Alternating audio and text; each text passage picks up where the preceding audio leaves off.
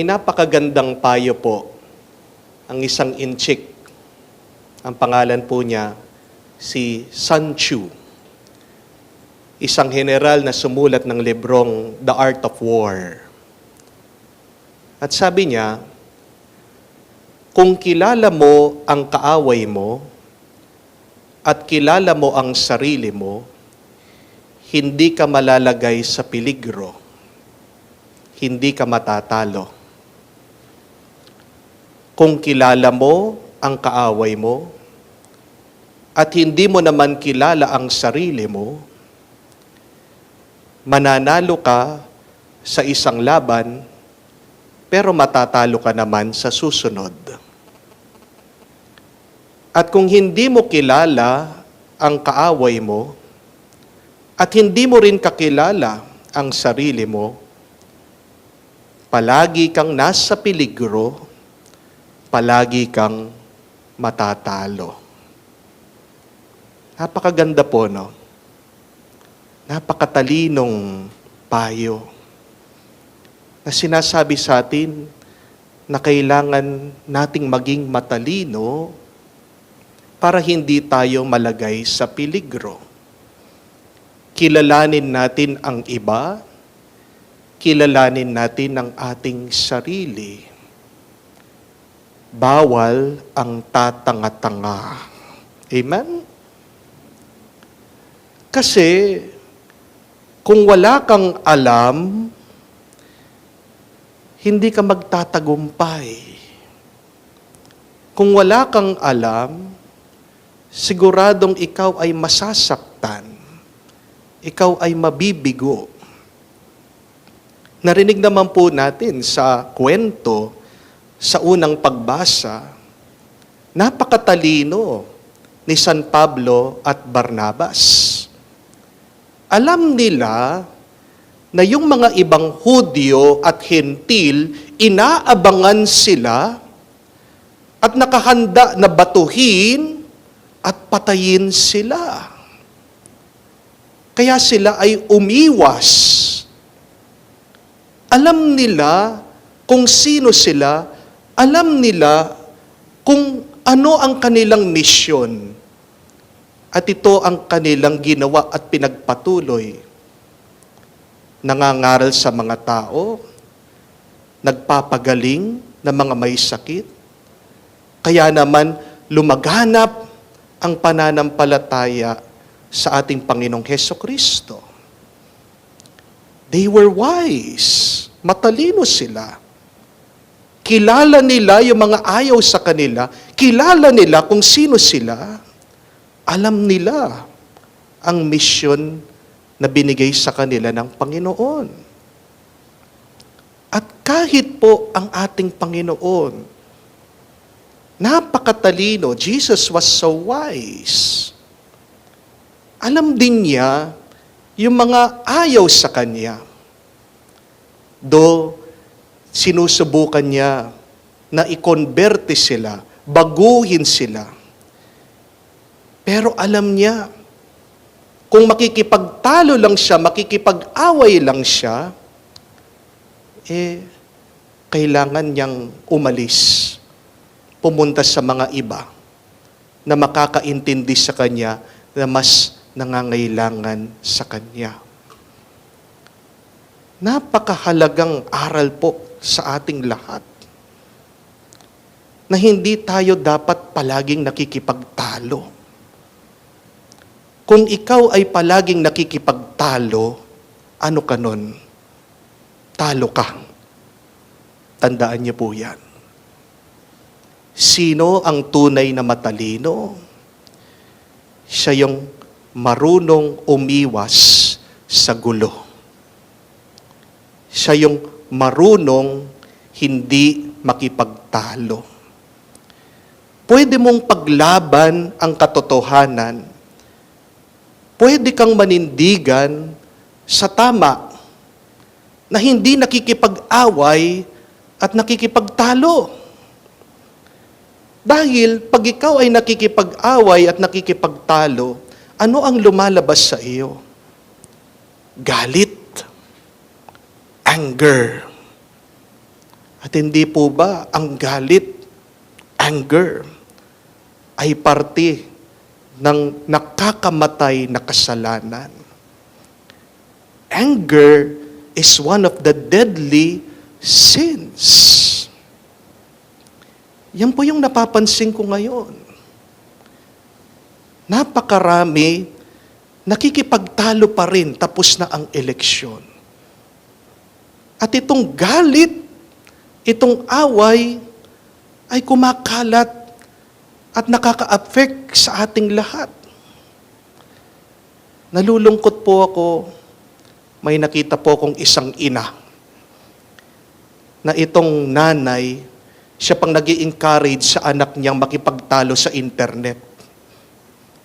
Itong kanyang anak, sinasabihan yung mga iba, bobo, tanga. Tapos, magko-comment yung nanay, good job, tama nga, sige, sabihin mo yan. Sabihan mo sila. Di po ba nakakalungkot yun? Nakakalungkot na mayroong mga iba, sabi nila, hindi daw nila tutulungan yung mga hindi nila kakampi o kasama doon sa kanilang partido dahil ibang kanilang binoto.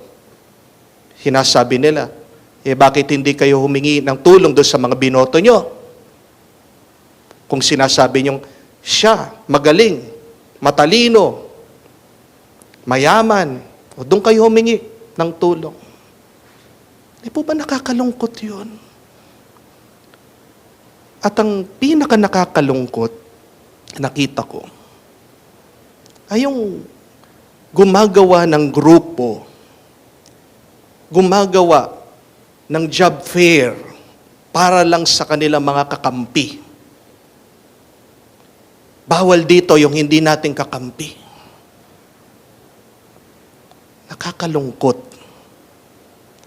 na nakakalimutan natin kung sino ba tayo at kung ano ang misyon na iniwan sa atin ng Panginoon. Nakakalimutan natin na tayo'y Kristiyano. Na tayo dapat ay makilala bilang alagad ni Kristo. Paano? Kung tayo daw ay magmamahalan. At kung tayo ay magmamahal sa ating mga kaaway. Amen? We are not called to win arguments. But we are called to win souls. Amen? Baka makalimutan po natin yan. Walang nananalo sa pakikipagtalo at pakikipag-away. Paano tayo mananalo dito sa mga kalaban natin? Paano natin sila mapapagbago? Sa pamamagitan ba ng ating mga masasakit na salita? Hindi. If you want to change somebody, if you want to convert somebody, do not argue with them. Do not fight them. Be wise. Maging matalino ka. Persist. Be humble. And love. Amen. Bakit hanggang ngayon, di pa nagbabago yung asawa? Ang tagal-tagal mo na sinisigawan. Ang tagal-tagal mo nang binubugbog. Ang tagal-tagal mo nang pinapahiya. Ang tanong, kilala mo ba siya? Ang tanong, kilala mo ba yung sarili mo? Ang tanong, kumusta naman ang kagustuhan ng Diyos sa buhay niyo mag-asawa?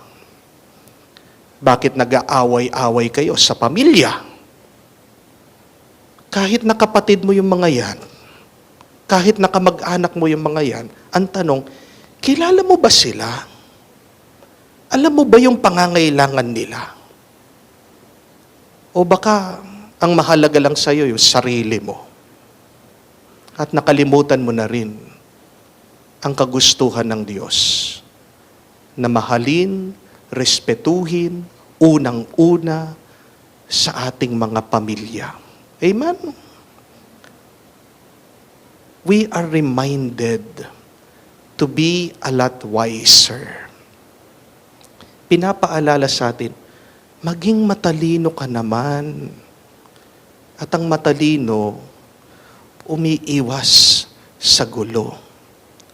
Pero hindi ibig sabihin sumusuko para sa tama, para sa mabuti, para sa katotohanan. May mas magandang paraan para ituwid ang kasamaan. Nag-uumpisa sa paggamit ng ating isip, sa hindi pagsuko, pagtsatsaga, sa pagpapakumbaba, at sa pagmamahal. Kaya ito po yung ating dasal at dalangin sa ating misa. Magpapatuloy po ang galit, ang away, kung hindi tayo matututo gamitin ang katalinuhan na binigay ng Diyos sa atin, at kung hindi rin tayo matututong magpatawad at magmahal. Tandaan po natin, sinong pinakamatalino, siya yung umiiwas sa gulo. Kaya, hilingin po natin ang panalangin din ng mga santo at tulungan tayong tahakin ang kagustuhan ng Diyos sa ating buhay, ngayon at magpakailanman. Amen. If you want your life to become more peaceful and happy, remember this. Do not force people to go to the next season of their life. Huwag mong pipilitin ang mga tao na baguhin nila ang kanilang sarili. Isa yan sa mga kasalanan natin. Kaya nagiging mabigat, magulo ang ating buhay. Hayaan mo ang mga taong lumago, umasenso, at mamunga sa sarili nilang panahon at kagustuhan. Kasi wala naman talagang nakaset na timeline o schedule sa buhay. May deadline, may katapusan. Pero walang iisang schedule o timeline sa kung ano dapat ang ating gawin sa buhay. Kaya naman binigyan tayo ng kalayaan ng Diyos. Sige, subukan niyo po, pagmadaliin niyo ang mga tao. Puwersahin niyo ang mga tao. Pilitin niyo ang mga tao. Ano mangyayari sa inyo? Makikipag-away lang kayo. Iinit lang ang ulo niyo. Sasakit lang ang loob niyo sa kanila. Amen? May kanya-kanya tayong panahon sa buhay. At kailangan nating galangin yun. Ang paglaki, pag-asenso, at pagbabago ng bawat isa. Kaya tandaan niyo po, hindi dahil 5 years old na ang bata, dapat tuwid ng itong nagsasalita. Meron talagang mga bata na kung saan slow learner. Meron talagang mga bata may special need. Huwag mong iiyakan yung anak mo dahil hindi ito marunong. May ibang karunungan yan. May iba siyang mabuting pwedeng ipakita at gawin. Hindi dahil ayaw mag-aral ng anak mo sa eskwela, mahina siya o mabibigo siya sa buhay. Totoo, hindi naman po siya totoo, hindi naman po siya street, hindi po siya book smart. Pero, hindi lang naman yun yung katalinuhan. Hindi po ba? Meron din tayong tinatawag na street smart. At minsan, sila yung mga yumayaman, yung mga nagtatagumpay sa buhay dahil marunong silang dumiskarte. Hindi ibig sabihin, kapag 40 years old ka na, dapat may asawa ka na, may anak ka na. Meron talagang tinatawag para sa single blessedness. Hindi dahil 5 years na sa abroad ang tao, yung kamag-anak mo, kapamilya mo, huwag mong isiping mayaman na yan. At pwede ka nang sustentuhan. Hindi lahat na mga nagbi-business o nagninegosyo ay mayaman. At pwede mo nang utangan. Hindi naman lahat ng mga namatayan makakapag-move on pagkatapos ng 1 taon. Minsan, meron mga iba, 10 years na, nagluluksa pa rin, nalulungkot pa rin, namimiss pa rin ang kanilang namayapang minamahal. Sabi po sa Bible, for everything there is a season and a time for every matter in the heaven.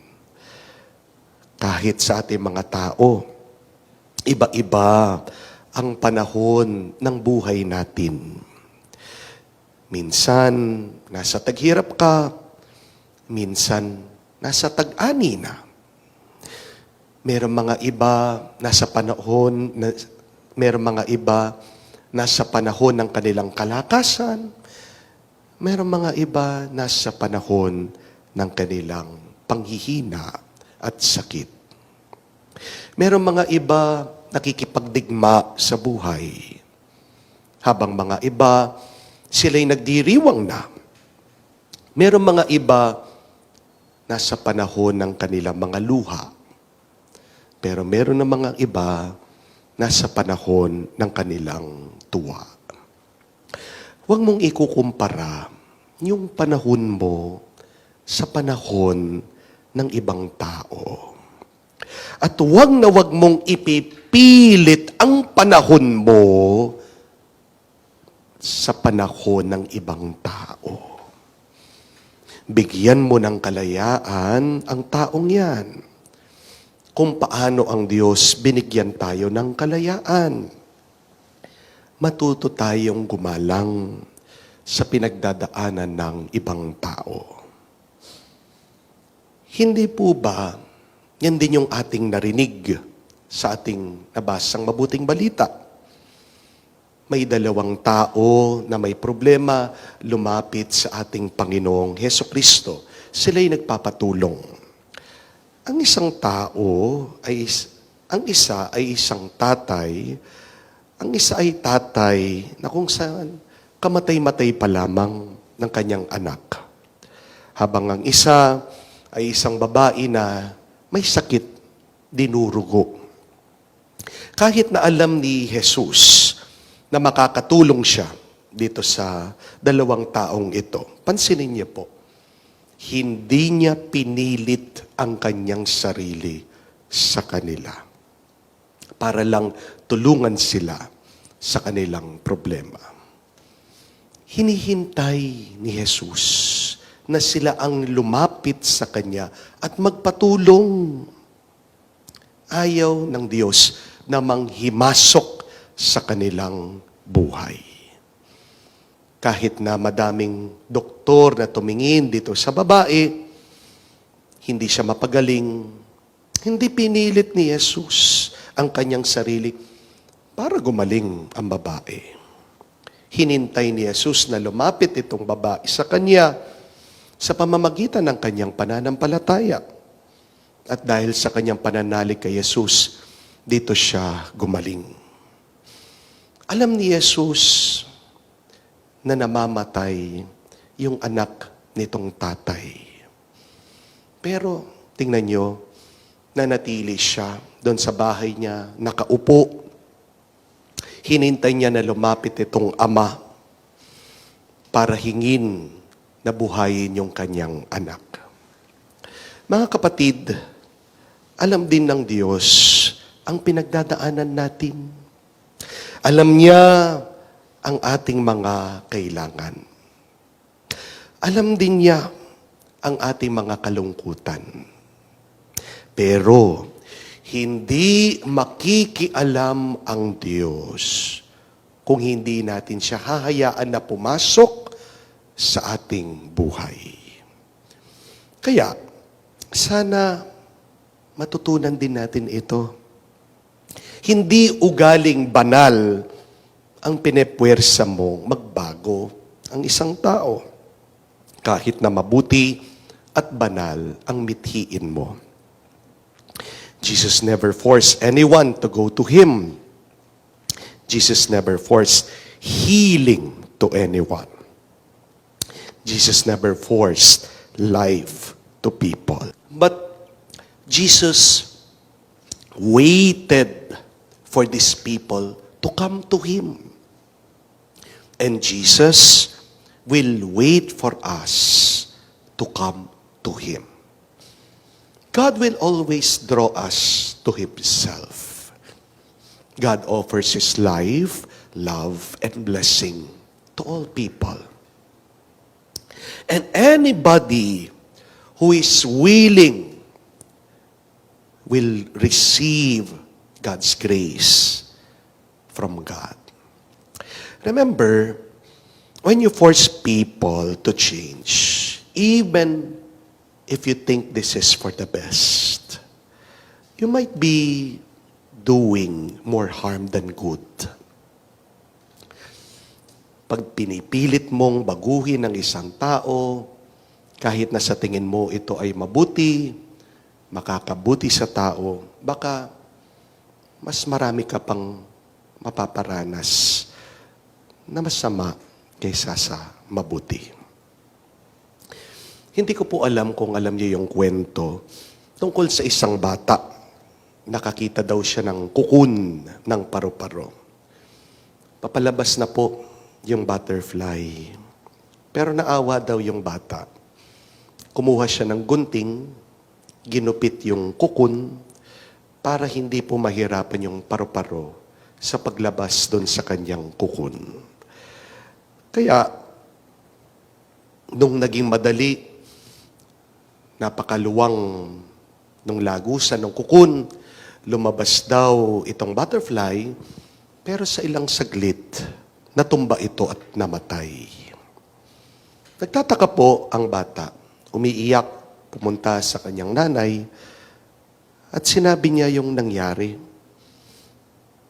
Ito pong ina, sinabihan yung anak, sabi, dapat kasi hindi mo tinulungan yung paro-paro. Kasi kailangan niya talagang dumaan sa hirap.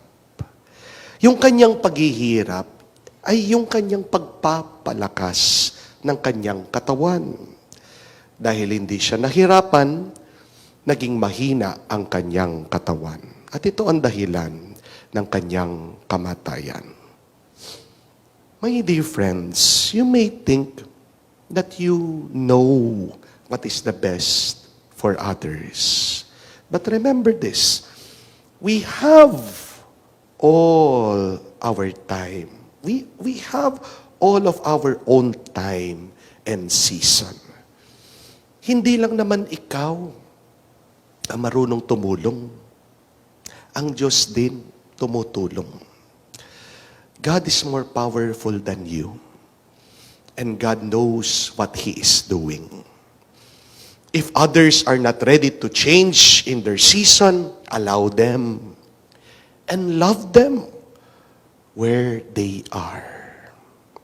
Ang mahalaga, bigyan mo ng pansin ang buhay mo.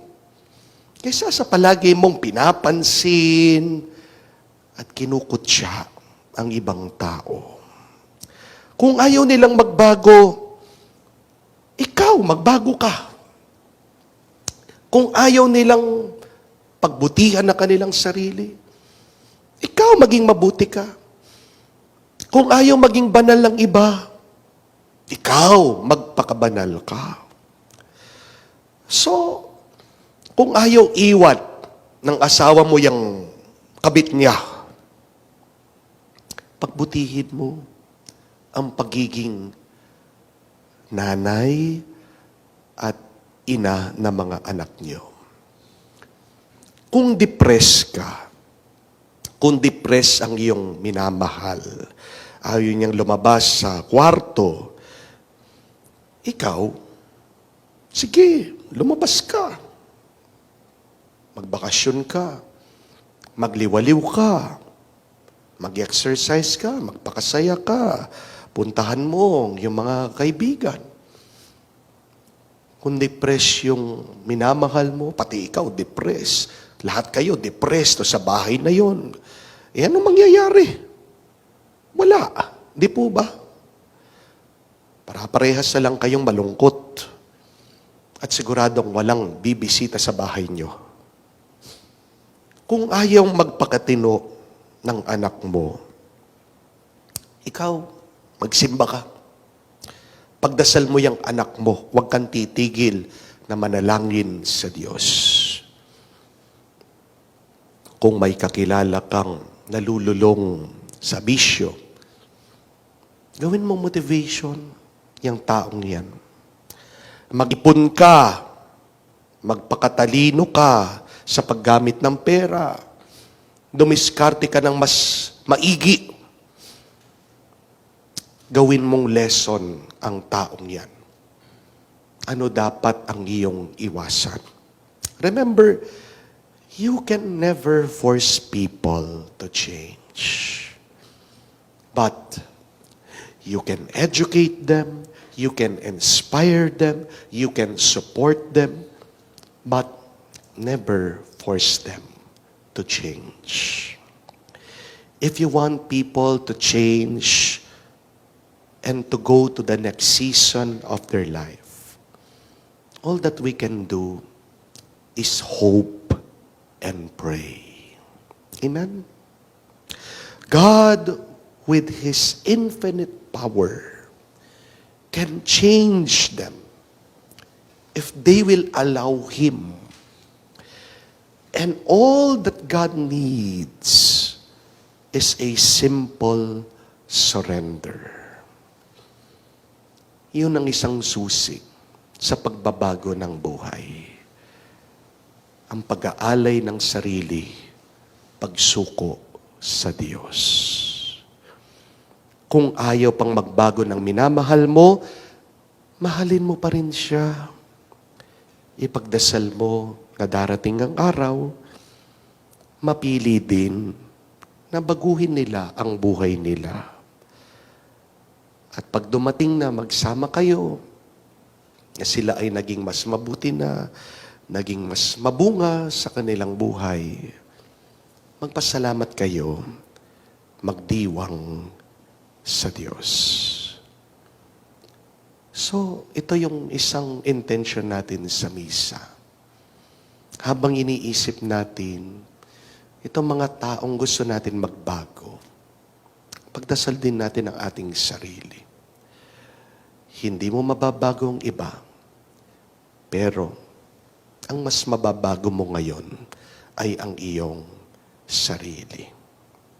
Tandaan mo din, pag naging napakabuti mo, napakabait mo, isang daan din yan para matulungan mo, ma-inspire ang ibang tao sa pagbabago.